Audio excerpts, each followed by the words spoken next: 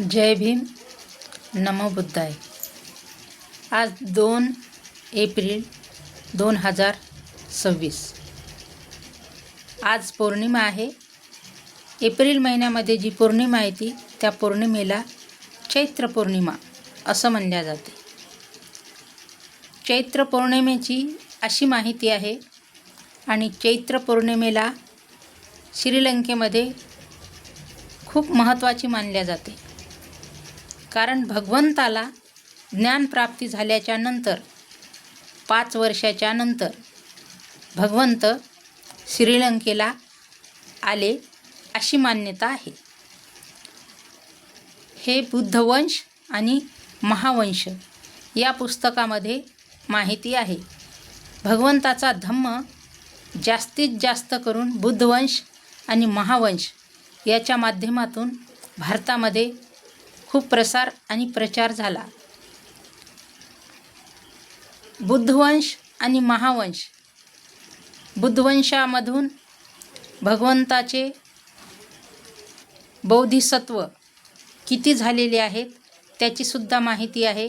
28 बुद्ध त्याचीसुद्धा माहिती आहे। म्हणून महावंश आणि बुद्धवंशामध्ये जातकची माहिती आहे। जातक कथा खूप आहेत त्याचीसुद्धा माहिती आहे। आणि बराच बुद्ध आणि धम्म त्या ग्रंथाच्या माध्यमातून जगप्रसिद्ध आहे। भारतामध्ये मिनिमम बौद्ध धर्म नष्ट झाल्याच्या टगारवर होता, पण श्रीलंकेतून काही बौद्ध भिक्षू भारतामध्ये आले भगवंताचा शोध घेण्यासाठी की कोणतं ठिकाण आहे, त्यांचं जन्मस्थान कुठं आहे असं ते शोधायला आले। तर त्यांना त्याचा शोध लागणं मुश्किल होतं।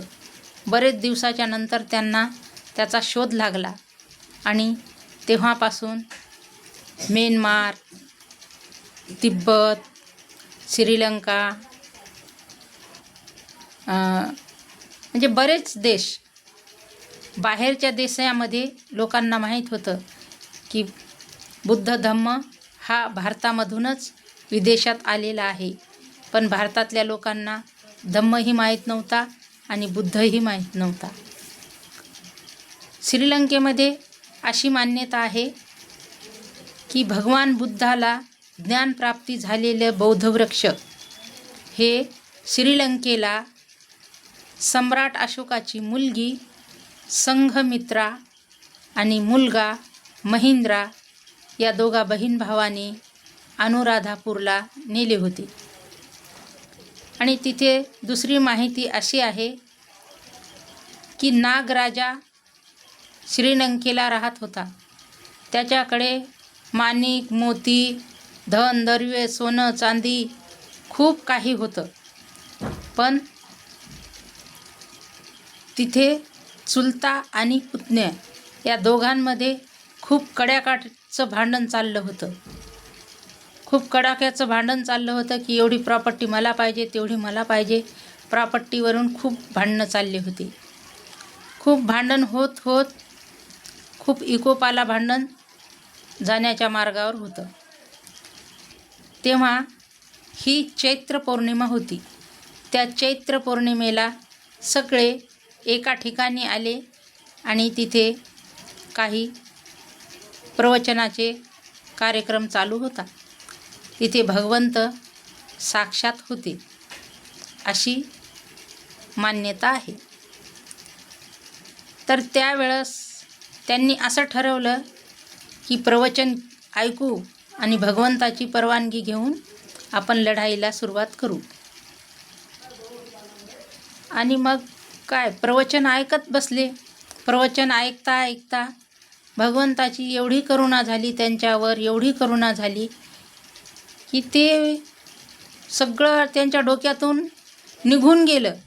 लढाई करायची, धन पाहिजे, दर्वे पाहिजे, सगळं निघून गेलं। आणि भगवंताच्या करुणेने करुणा एवढी त्यांच्या मनामध्ये श्रद्धा उत्पन्न झाली की हे दान, दर्वे, धन, प्रॉपर्टी हे काही नको, हे सगळं काही जेवढं आपण घेऊन हे याच्यासाठी आपण जे भांडणं करतो मग असंच का करू नये, हे सगळं भगवंतालाच दान देऊन टाकू। भांडण होण्याचा प्रश्नच नाही. तेव्हा ते सगळे त्या भगवंताला दान देतात. चुलता आणि पुतण्या त्या दोघांचे नावे असे आहेत. एकाचं नाव महेद्दर आणि चुलेदर असे त्या दोघांचे नावं आहेत. आणि राजा मणिअख्खा